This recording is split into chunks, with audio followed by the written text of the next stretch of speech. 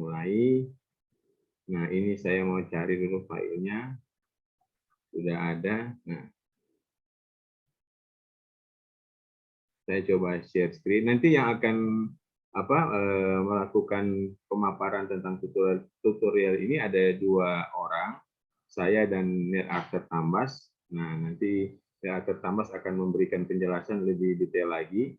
Jadi saya ini yang pertama akan menjelaskan tentang tutorial pengisian dokumen RPL atau rekognisi pembelajaran lampau.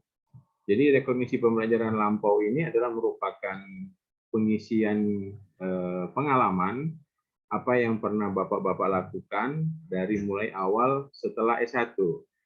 Jadi setelah S1, Bapak-Bapak pernah kerja apa, itu nanti dimasukkan dalam dokumen RPL ini. Sebentar saya terima dulu telepon dari Mir Audi.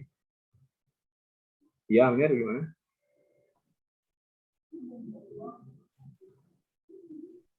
Oh iya, iya Mir, nanti turun tunggu kalau punya lampu. Iya, iya, sudah. Semulai ini, iya, iya, iya, iya, iya Mir. Sudah Mir, ya. Terima kasih ya, ya. Ya baik, saya lanjutkan kembali. Jadi di dokumen ini nanti ada bagian-bagian yang harus Bapak input, dan semua yang diinput itu harus memiliki bukti atau dokumen pendukung. Misalkan kalau kita menginput ijazah, saya ijazah program studi S1 Teknik Sipil lulus tahun 1997 di Universitas Samratulangi. Nanti ada bukti ijazahnya karena kita masih input seperti nomor, kemudian tahun lulus, bahkan nama pembimbing, kemudian judul dari skripsi, kemudian sekelumit cerita sedikit tentang skripsi itu membahas apa. Seperti itu. Kemudian ada juga nilai IPK-nya kita akan cantumkan. Baik, saya lanjut. Nah, ini pada saat kita mau mengisi RPL, itu terdiri dari beberapa item. Jadi item pertama, ada yang merupakan poin pertama data pribadi. Jadi data pribadi ini nanti mengisi nama, tempat tanggal lahir, alamat, nomor telepon, alamat email, tempat kerja sekarang, kemudian juga alamat rumah, alamat kantor, seperti itu. Nanti ada format kosong yang mungkin sudah dipegang oleh Bapak-Bapak, bahwa format kosong itu nanti akan diisi sesuai apa yang mesti diisi dalam format tersebut. Kemudian yang kedua, lembar yang kedua tentang pendidikan formal. Nah, di sini baru ada poin-poin atau ada penilaian. Jadi yang pertama ini sebenarnya tidak ada poin, tapi yang kedua ini sudah ada poin. Nah, pendidikan formal ini adalah pendidikan yang Bapak-Bapak ikuti selama S1, bahkan ada yang sudah S3, nah, bisa ditulis semua di situ. Nah, kemudian nanti akan dihitung atau dibobot itu sebesar 20% dari total nilai RPL sebesar 100%. Nah, kemudian ini yang berikut pendidikan non formal dan pendidikan informal. Nah, di sini pendidikan non formal dan informal itu nanti akan di breakdown, kita akan beri penjelasan apa itu non formal, apa itu informal. Misalkan ada yang bertanya, kalau saya kursus sekian jam, kemudian sekian hari, itu nilainya berapa? Nah, itu bisa kita hitung. Bobotnya total 10%. Kemudian yang berikut pengalaman kerja, praktik insinyuran. Nah, ini yang paling tinggi. Nah, praktik insinyuran ini bisa di mana saja. Jadi nanti ada perincian apakah ini ada penugasan kerja, apakah ini merupakan praktik insinyuran misalnya di suatu rumah ibadah, Bapak-bapak membangun, mendesain ataupun terjun langsung bersama-sama dengan mereka untuk pembangunan misalnya ke gereja atau masjid dan sebagainya. Ataupun hal-hal lain yang bukan berhubungan dengan misalkan penugasan karena Bapak-bapak sebagai seorang konsultan ataupun GS yang ditugaskan untuk melaksanakan suatu pekerjaan. Nah, kemudian di sini juga ada paparan karya tulis keinsinyuran. Nah, ini buktinya yang paling penting di sini. Jadi nanti akan diminta bukti dari paparan tersebut atau bukti dari makalah tersebut berupa apa? Apakah berupa link upload link filenya, apakah berupa hard copy-nya. Nah, itu nanti bisa disampaikan. Nah, memang kalau setiap item, misalkan item nomor 2 itu ada banyak pendukungnya, item nomor 3, apalagi item nomor 4 itu kerja praktik, Bapak-bapak mau melampirkan bukti, pastikan melampirkan kontrak atau melampirkan surat perintah kerja atau surat keterangan. Nah, itu bisa banyak. Kalau dia ada sekian puluh kegiatan, nah bisa hitung berapa tebal dokumen nanti. Nah, makanya di dalam penulisan RPL ini nanti kita akan mengambil dari satu kontrak, tidak kita lampirkan semua, tetapi hanya bagian depan atau bagian di mana ada menyebutkan nama Bapak atau Ibu sebagai pelaku ataupun yang mempraktekkan pekerjaan insinyuran tersebut. Kemudian yang keenam, ada kegiatan penunjang lain. Nah, ini seperti penghargaan dan lain-lain. Nah, itu juga akan kita nilai. Ataupun ada pekerjaan yang nanti bukan di bidang keinsinyuran, nah itu juga tetap kita akan nilai sebagai rekognisi pembelajaran lampau yang pernah Bapak dan Ibu lakukan. Nah, lanjut.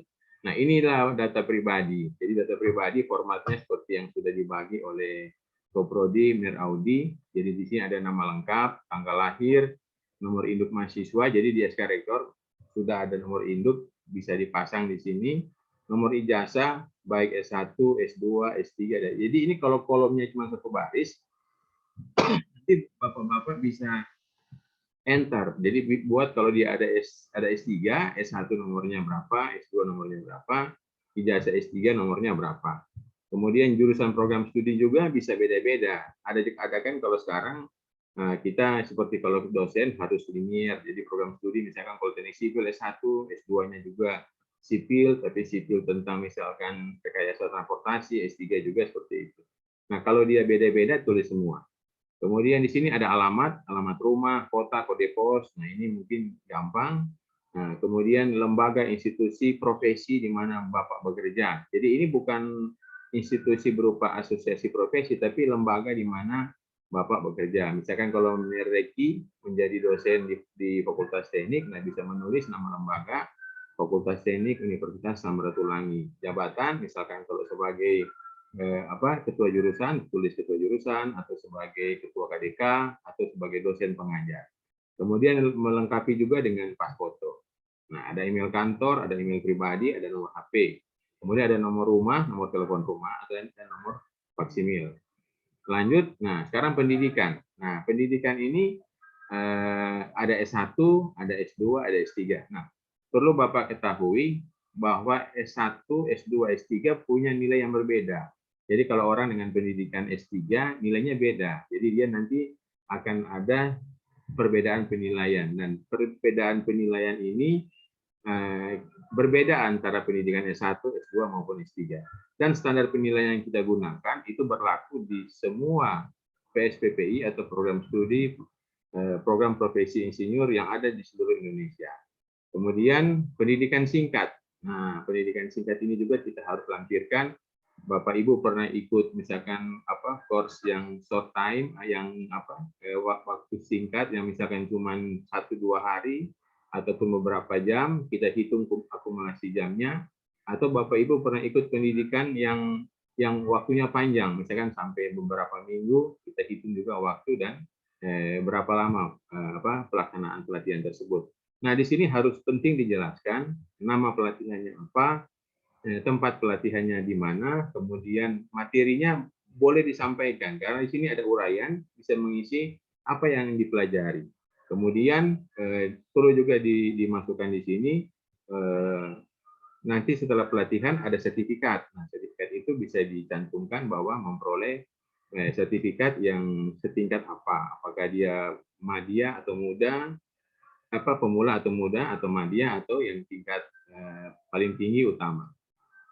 Lanjut, kemudian ada pendidikan tentang yang berikut, non formal dan informal. Nah, di sini ada pembelajaran mandiri, kemudian ada pembelajaran sehubungan dengan penugasan kerja. Nah, pembelajaran mandiri ini misalkan Reki pernah belajar SAP 2000. Nah, SAP 2000 itu kan kemarin mungkin di kelas tidak diajarkan secara resmi, tetapi mahasiswa itu ataupun dosen itu melakukan belajar secara otodidak mandiri.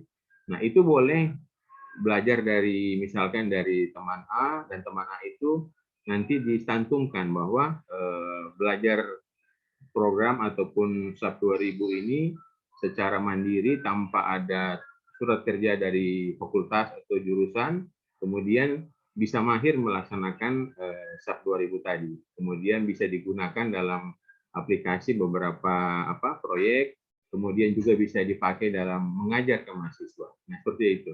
Dan tidak cuma satu, dan kegiatan-kegiatan itu kalau bisa dilampirkan banyak.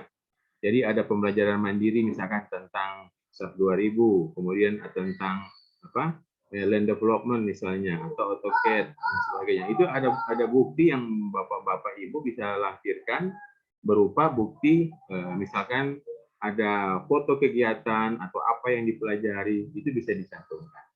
Kemudian yang berikut, pembelajaran sehubungan dengan penugasan kerja. Kalau dengan sehubungan penugasan kerja, berarti ada surat tugas dari universitas atau ada surat tugas dari misalkan Pak Albert Imbing sebagai GS, kemudian mendapat tugas dari Balai Jalan untuk belajar tentang metode desain perkerasan yang baru.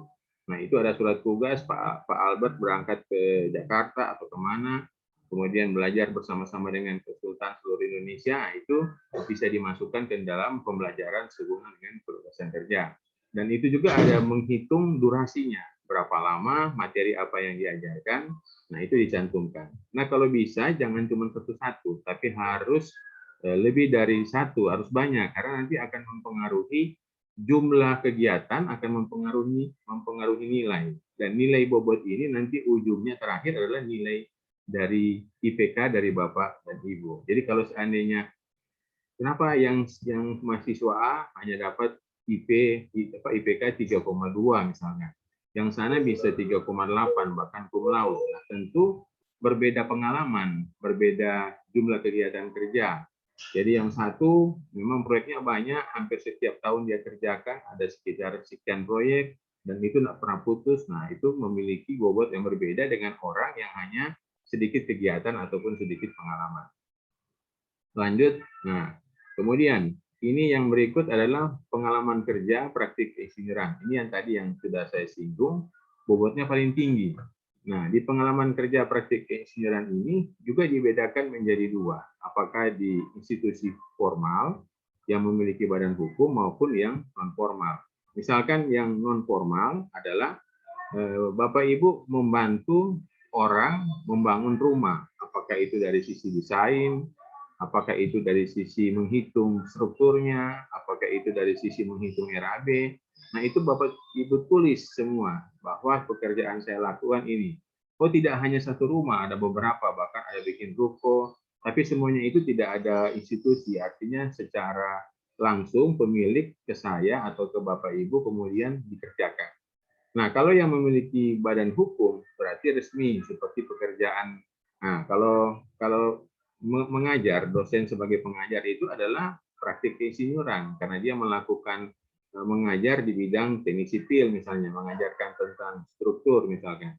Nah, itu ada tugas, ada jadwal, ada surat tugas dari kajur. Nah, itu bisa disampaikan, dilampirkan dalam kegiatan praktik keinsinyuran. Kemudian kalau dosen itu kan setiap tahun mengajarnya itu, misalkan semester genap atau semester ganjil sekarang. Nah, saya mengajar tentang rekayasa jembatan. Nah, tahun depannya lagi saya akan mengajar itu. Nah, itu bisa kita klaim sebanyak tahun yang kita lakukan, itu jadi beberapa item. Jadi kalau Bapak dan Ibu cuma klaim, oh saya mengajar rekayasa jembatan, sudah titik satu aja. Itu cuma dapat poin satu.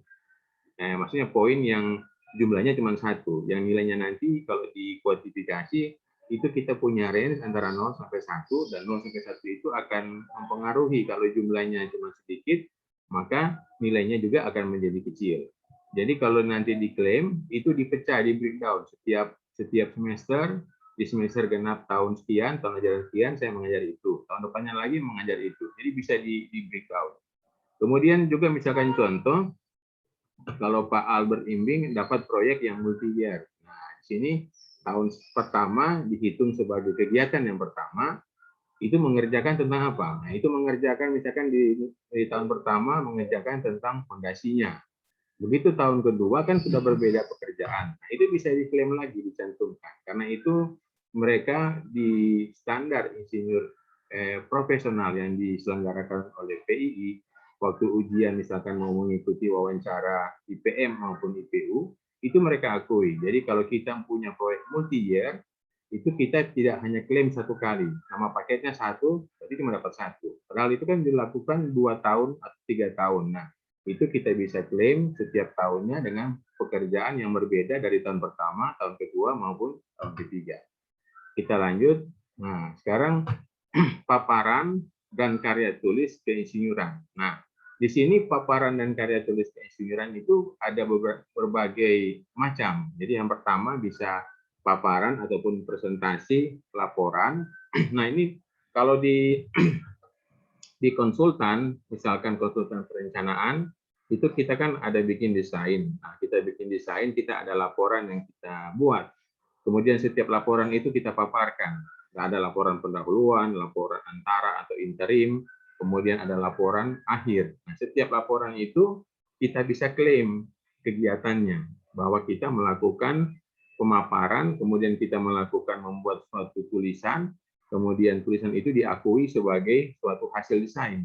Dan nanti di situ kalau ada foto, nah lebih bagus lagi kita lampirkan fotonya. Ini foto saya presentasi waktu pekerjaan ini. Baik itu sebagai konsultan perencana maupun konsultan pengawas ataupun sebagai pelaksana.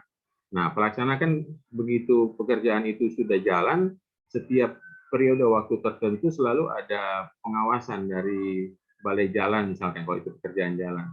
Jadi mereka akan awasi dan mereka selalu minta ada laporan. Nah, laporan itulah yang kita sebut sebagai laporan dan paparan pada saat kita mau memaparkan tentang progres ataupun kemajuan pekerjaan. Jadi dari mulai mungkin pertama awal sampai pada akhir dari pekerjaan itu hingga selesai, bahkan hingga PHO dan FHO selesai bisa kita masukkan. Kemudian bagaimana kalau saya sebagai PPK? Nah, di sini juga PPK bukan berarti tidak ada laporan. Nah, di sini dia bisa melaporkan atau bisa menulis pekerjaan itu mulai dari apa yang dia kerjakan dari awal.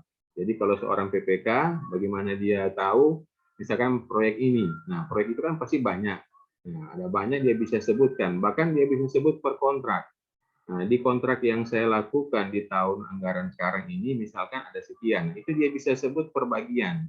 Jadi bisa bayangkan, jadi banyak nanti apa kegiatan yang bisa dia klaim, yang bisa dia hitung, dan nanti akan menghasilkan nilai bobot yang tinggi dan IPK yang menjadi semakin bagus atau semakin baik.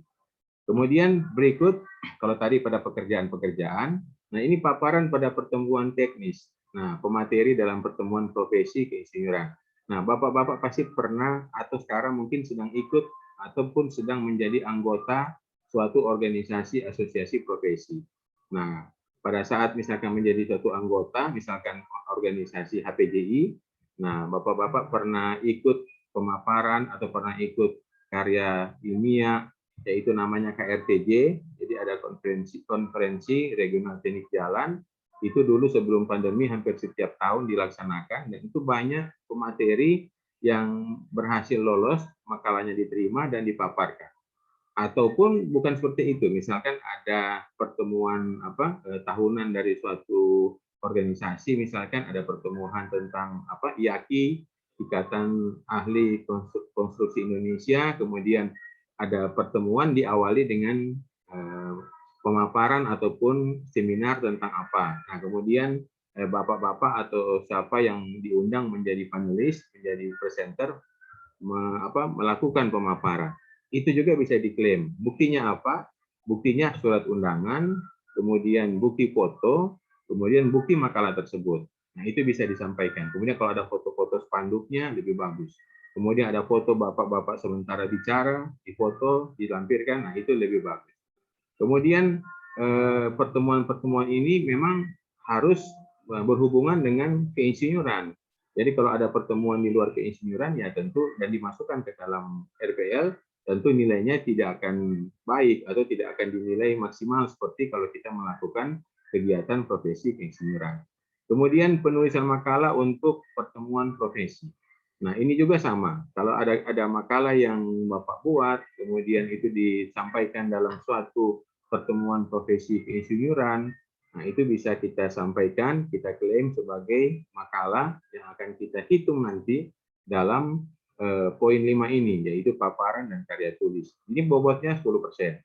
Kemudian Bapak-Bapak pernah menjadi pengajar, pelatih, instruktur, dosen tamu pada pembelajaran atau pelatihan keinsinyuran. Nah, seperti kalau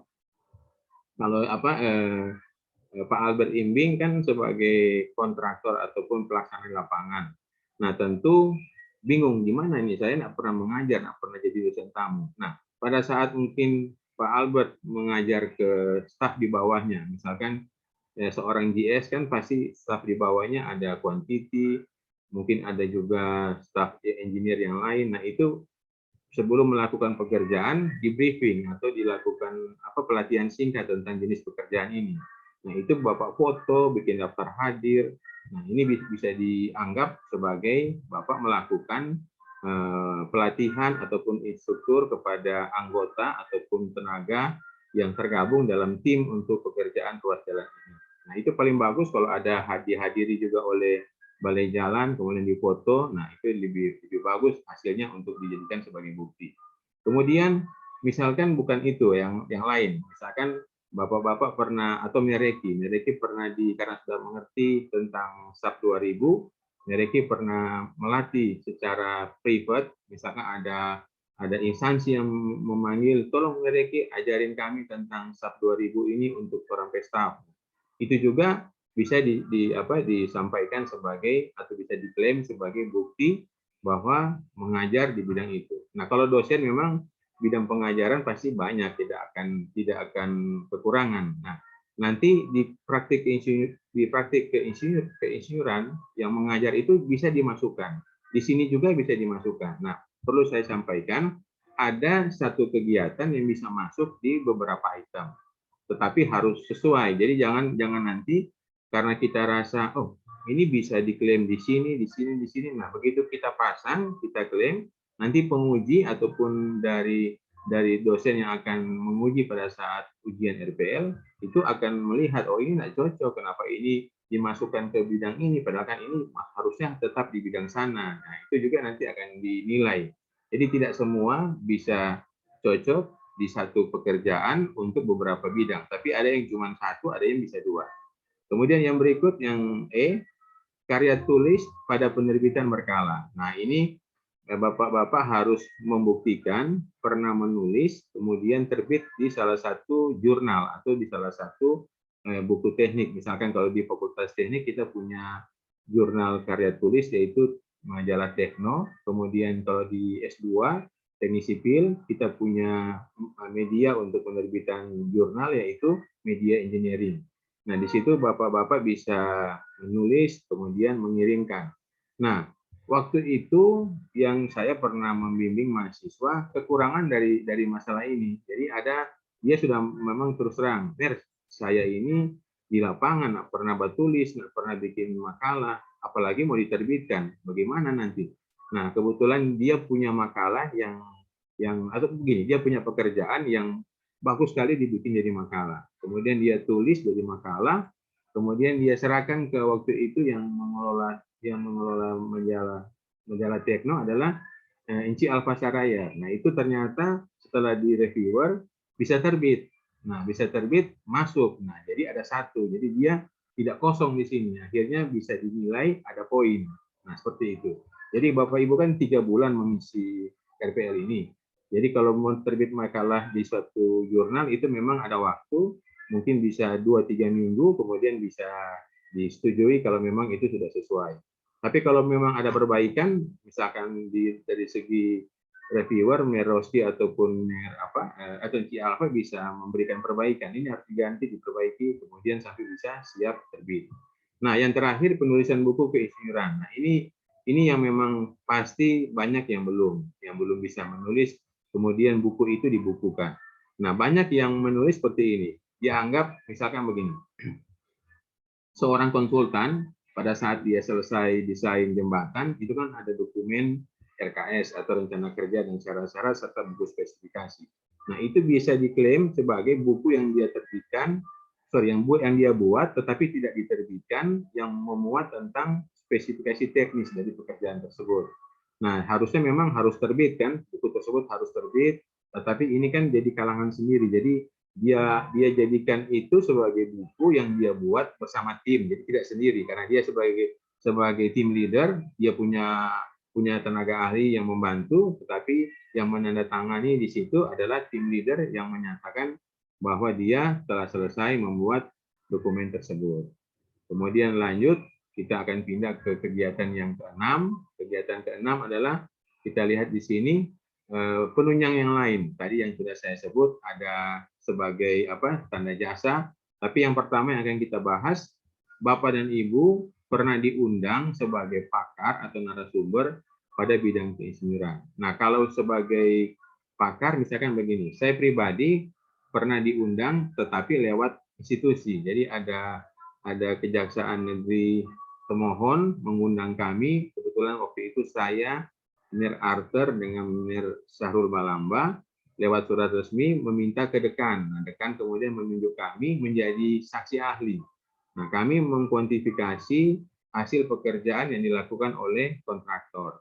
Nah, di situ kami menjadi saksi ahli mulai dari tahap awal yaitu penyidikan sampai di sidang. Nah, sampai di sidang kemudian ada keputusan sehingga ada tersangka yang dijadikan sebagai nanti masuk dalam sel seperti itu. Jadi kita ada SK-nya harus, kemudian ada surat tugas, ada bukti laporan, nah itu kita lampirkan.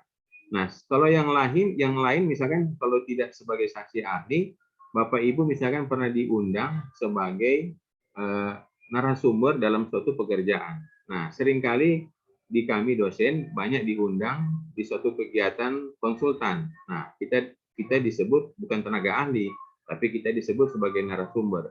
Nah, itu kita bisa minta surat tugasnya, foto-fotonya, kemudian kita lampirkan sebagai bukti bahwa kita pernah diundang sebagai dewan pakar ataupun narasumber ataupun ahli.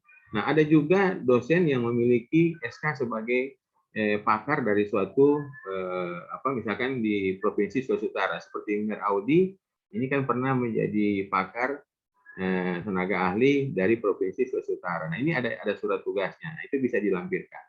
Kemudian ada kegiatan-kegiatan yang lain juga, misalkan Bapak Ibu sebagai staf PU, kemudian diundang oleh misalkan instansi kesehatan, di situ ada pembangunan baru gedung. Nah, ini Bapak sebagai keahlian untuk membantu di instansi kesehatan untuk melihat apakah pekerjaan itu sudah sesuai atau belum. Nah, itu bisa dianggap sebagai pakar atau narasumber yang diperbantukan di instansi teknis, di instansi yang lain.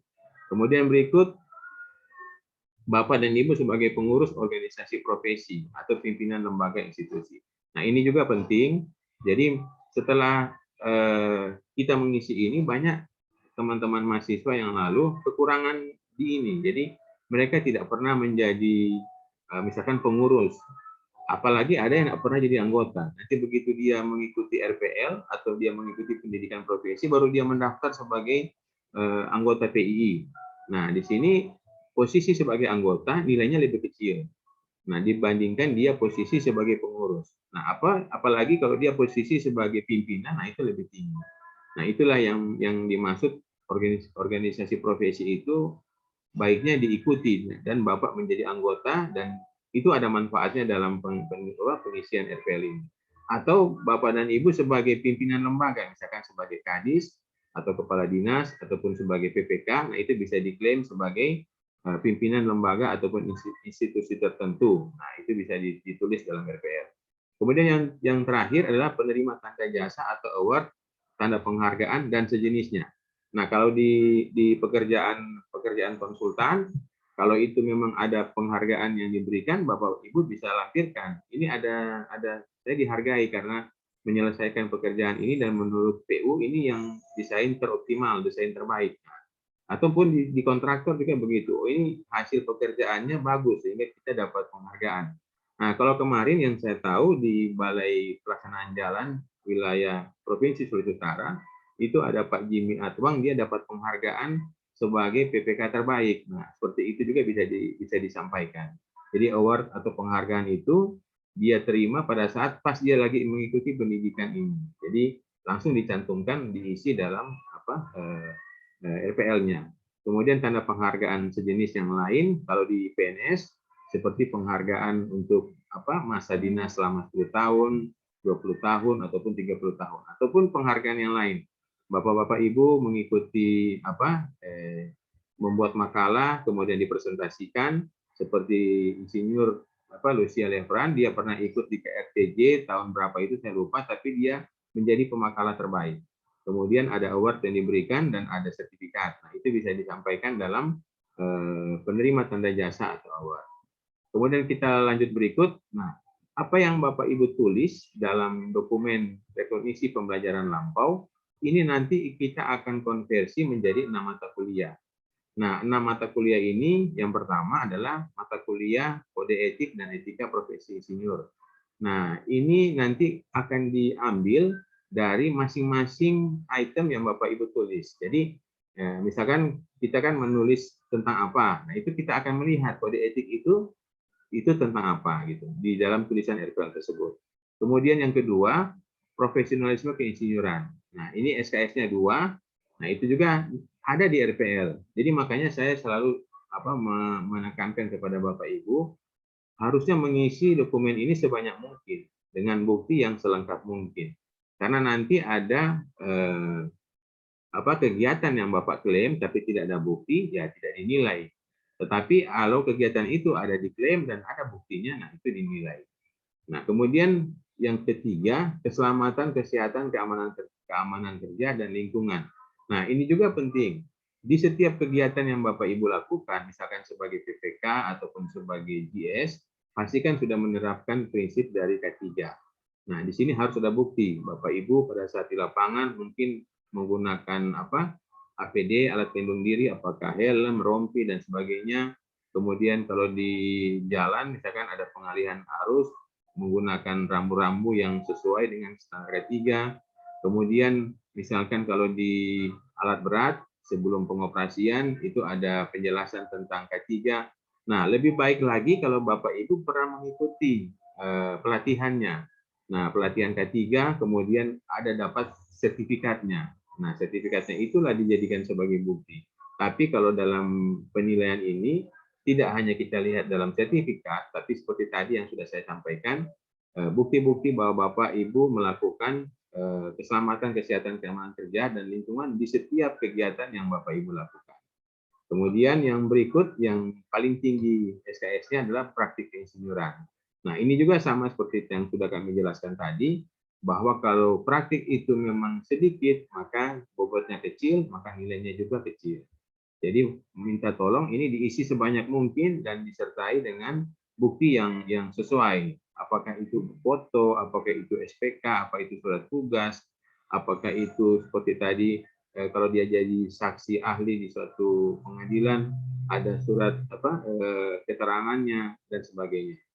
Kemudian yang berikut studi kasus. Nah, ini juga ada yang kita lakukan atau kita input di praktik keinsinyuran, kita akan nilai juga di studi kasus.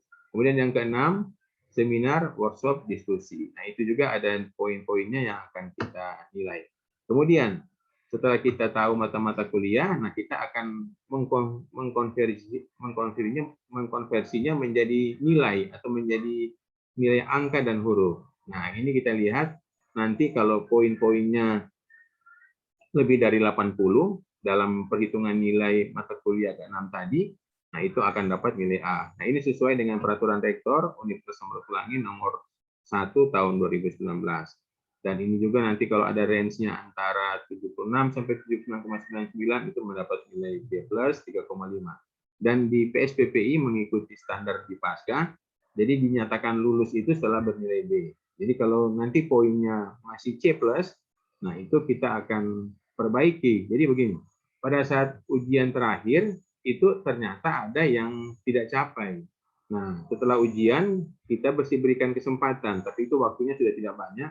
yang bersangkutan untuk mengerjakan RPL-nya lagi. Jadi ada yang mungkin dia tidak sempat masukkan dalam kegiatannya sehingga baru dia masukkan sekarang. Nah, setelah dia masukkan bobotnya berubah dari nilai C+ naik menjadi B, itu menjadi 3, sekian. Nah, itu baru dinyatakan lulus.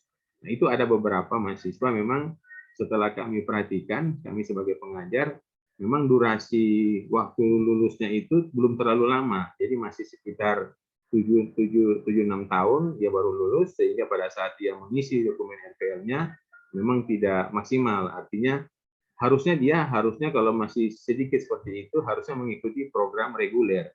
Program reguler itu program yang kita mengikuti kuliah, jadi tidak mengikuti proses pengisian RPL seperti yang Bapak Ibu lakukan seperti sekarang ini. Jadi demikian pemaparan dari kami.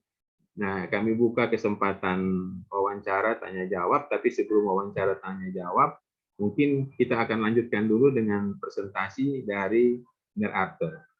Mir Arthur sudah hadir, juga Mir Audi sudah hadir bersama.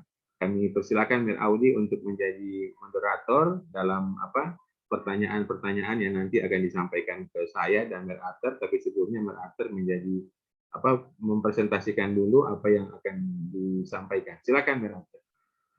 Ya, baik, terima kasih. Mohon maaf tadi saya mati lampu. Ya, kita lanjut saja dengan pembicara kedua. Ini sudah ada bersama-sama kita pengajar Dr. Arthur Tambas untuk bisa menggunakan kesempatan. Nanti setelah itu kita diskusi bersama. Kami persilakan Dr. Arthur. Oke, baik, terima kasih. Saya tadi Theo sudah memberikan semua ya dari 1 sampai 6 ya, mulai dari data pribadi sampai dengan kegiatan penunjang ya. Nah, di situ dalam bentuk PowerPoint. Nah, saya hanya ingin menambahkan saja karena sudah ada semua di situ. Jadi di dalam sudah saya jelaskan dari Om Theo itu ada 6 mata kuliah yang akan kita nilai ya. Itu mulai dari tadi sudah ada, itu mulai dari kode etika dan etika profesi. Kemudian ada profesional pensiunan, keselamatan kerja, praktik pensiunan, studi kasus, seminar dan workshop. Nah, di situ bagaimana tim penilai atau dosen pengajar itu akan menilai atau tim penguji akan menilai RPL yang dibuat untuk mentransfernya ke mata kuliah itu. Nah, di mana dia akan lihat? Nah, yang pertama yang akan dilihat itu pertama kan kalau pendidikan kan sudah jelas ada formnya. Seperti coba saya share lagi di sini ya. Formnya yang aslinya ya yang saya ambil di sini. Form asli ini bisa dilihat ya di sini. Ini yang form kosongnya. Kalau misalnya di ini yang ini saja. Nah, di pendidikan formal itu kan nanti akan dinilai di situ bagaimana tingkat pendidikan yang saudara buat itu ada di mata kuliahnya ya, itu di mata kuliah yang di ini ya dia di kode etik dan etika profesi itu ada semua itu ya di situ. Kemudian nanti di dalam situ ini akan saya lagi ini pendidikan singkat ini kan jelas semua ada semua ditaruh di situ. Nanti orang akan tim penilai akan menilai itu di mata kuliah RPL-nya di ketiganya itu apa saja. Nah, itu akan terlihat di sini di praktik keinsinyuran.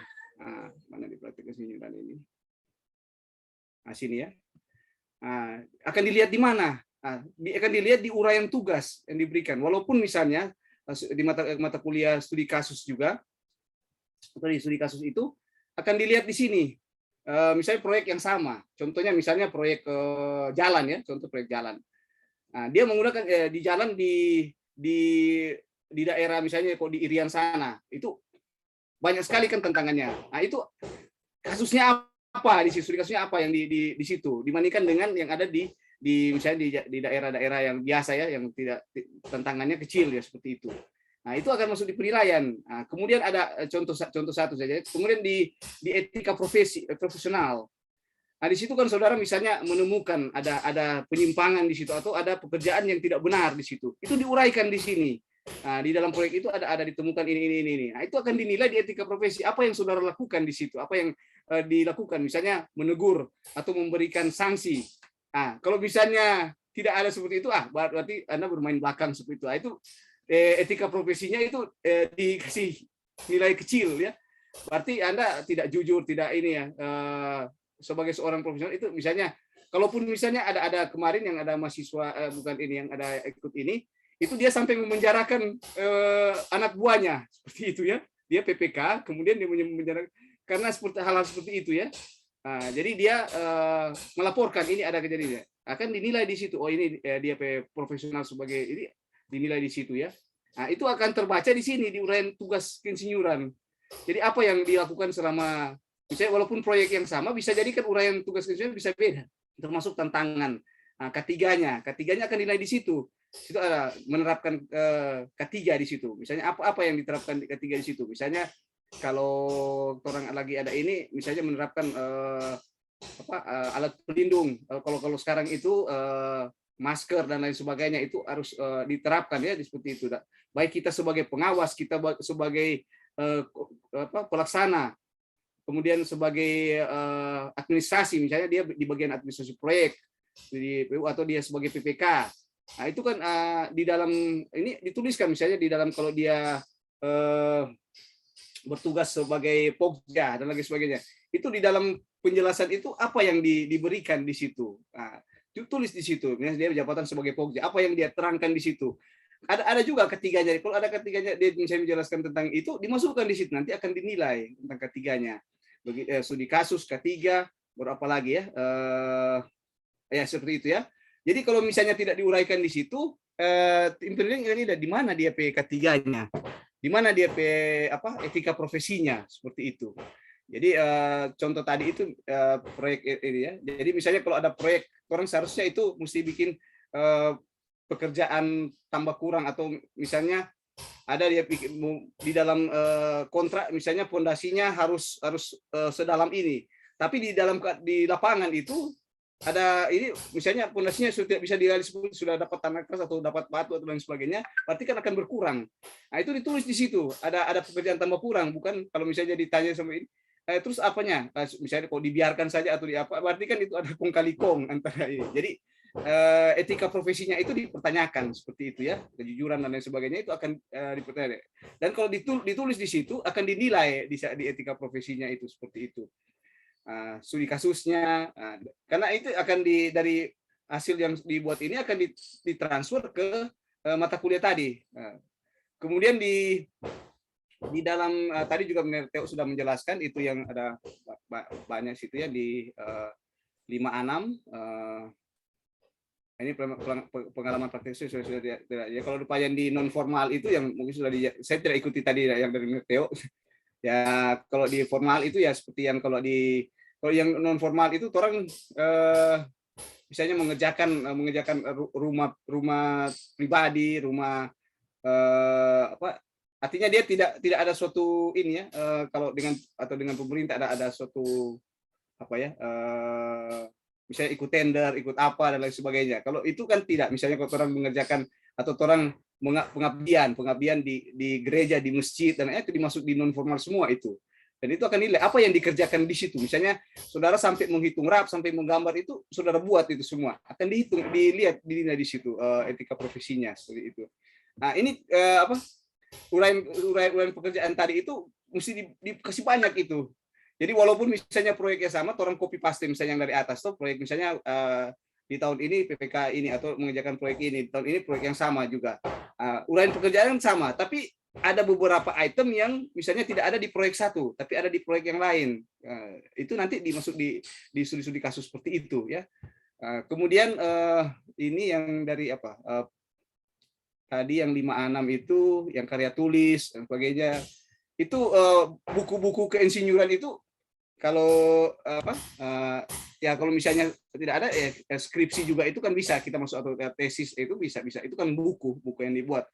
Atau misalnya orang di dalam pengawasan itu kalau ada catatan-catatan semacam ini ya, orang bikin semacam apa namanya itu panduan, semacam panduan misalnya untuk operasional proyek ini atau operasionalnya alat ini seperti itu. Kalau di lapangan misalnya ada ini kita buat panduan operasionalnya ini alat ini. Nah, itu bisa misalnya dalam berapa halaman atau ini bisa itu dijadikan sebagai tulisan ya atau apa. Bisa juga kalau buku kalau dia sudah 10 halaman orang bikin ini harus dibikin begini step-stepnya harus itu catatan-catatan itu ya juga bisa ya dijadikan ini ya apa orang sebagai buku ya kalau misalnya ada dalam bentuk buku ya dibuat seperti buku. Nah, seperti itu. Jadi untuk apa nah ini paparan-paparan pertemuan profesi dan laporan yang lain sebagainya itu kalau misalnya di laporan-laporan itu kalau orang di apa di konsultan itu kan ada laporan-laporan misalnya pada saat laporan pendahuluan intern report baru nanti ada di final report itu bisa dimasukkan di situ seperti itu atau di apa kontraktor kalau di pengawasan itu ada semacam laporan mingguan laporan bulanan itu bisa di situ. Kalau misalnya itu biasanya kan bisa di dalam orang menyampaikan laporan seperti itu di dalam pelaksanaan proyek itu kan biasanya ada presentasi. Nah, tulis itu presentasi memberikan paparan dan ini kemajuan proyek ini seperti itu di hadapan misalnya PPK di hadapan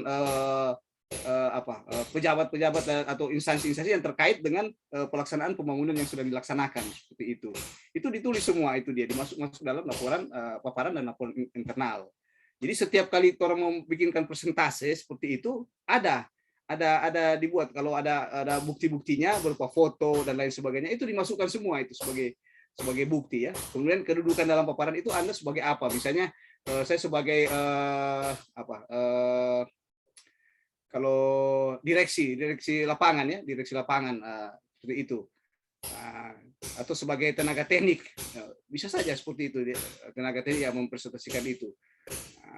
Itu hal itu yang bisa orang tentukan. Jadi kalau misalnya ada banyak laporan silakan dimasuk di komplain semua sebanyak-banyak seperti Teo bilang, komplain sebanyak-banyak apa yang dikerjakan ya seperti itu. Dan dia bisa berulang ya kalau dari atas pernah ini di bawah juga bisa ada bisa berulang tapi dalam bentuk yang lain ya seperti contoh tadi itu yang apa yang bilang tadi ya.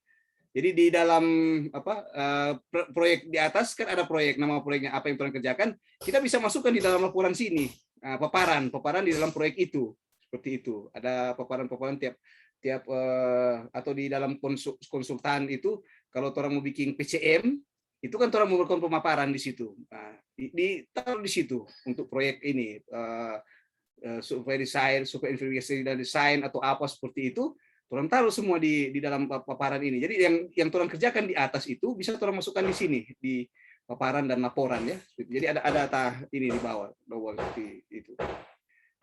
Dan dikomplain sebanyak-banyak mungkin ya. Laporan itu dikomplain sebanyak mungkin dengan paparan itu.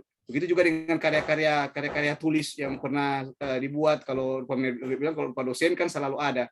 Kalau orang kalau misalnya di kontraktor atau di konsultan ya bisa juga dia itu ada di misalnya kalau dia pernah diwawancara di suatu media massa atau media elektronik ya seperti itu. Nah, itu bisa dicantumkan kalau asalkan ada buktinya. Ini ada bukti, ada seperti di surat kabar atau di majalah dan lain sebagainya itu bisa disampaikan seperti itu. Nah, kalau saksi-saksi ahli ya kalau di dosen kan banyak. Kalau di kontraktor juga bisa kan jadi saksi ahli. Kontraktor biasanya dia jadi ini ya. Bukan tersangka seperti itu ya. Kalau yang saksi ahli biasanya dari perguruan tinggi atau dari PPK-nya juga bisa sebagai jadi saksi ini ya sebagai itu atau tim pakar itu bisa seperti itu ya. Kemudian kalau penghargaan yang tadi kalau di pegawai negeri itu kan ada penghargaan 10 tahun pengabdian baru ada 20 tahun seperti itu. Kalau di swasta ya misalnya kalau dia misalnya dia sebagai apa terbaik ya misalnya pernah dia sebagai pengawas terbaik atau sebagai apa terbaik seperti itu ada penghargaan diberikan oleh pimpinan atau semacam itulah atau dia pernah jadi penghargaan itu kan dia bisa dalam bentuk piagam, bisa dalam bentuk sertifikat, bisa juga dalam bentuk uang seperti itu ya. Jadi karena dia berprestasi, dia DP apa pimpinannya itu kasih tambah DP bonus atau apa seperti itu ya. Itu kan penghargaan untuk dia karena prestasi yang dia peroleh. Bisa dicantumkan di situ ya, seperti itu.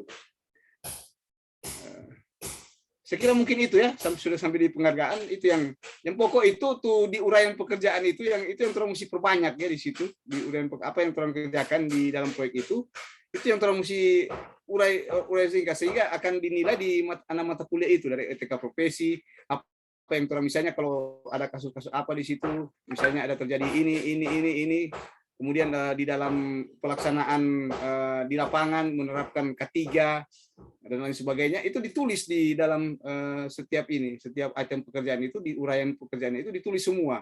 Itu akan jadi banyak ya, seperti itu.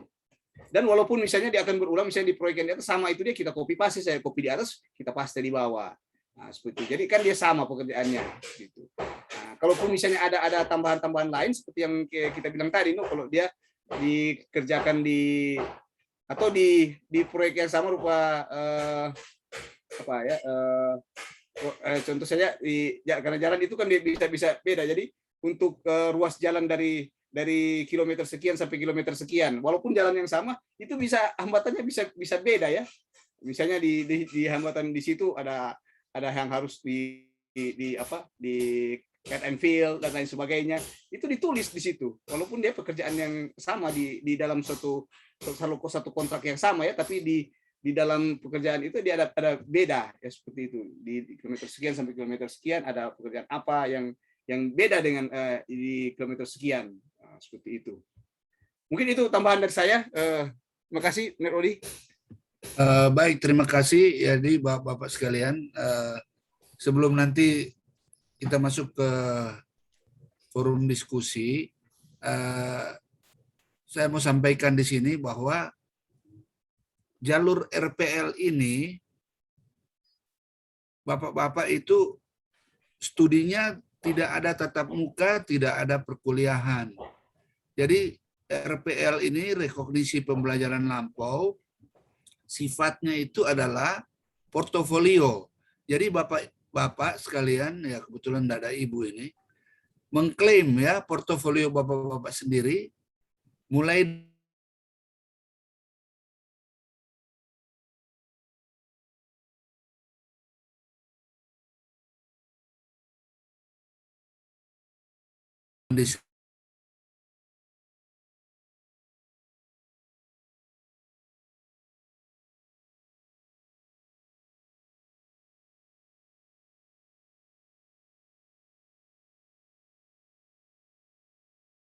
distribusikan pengalaman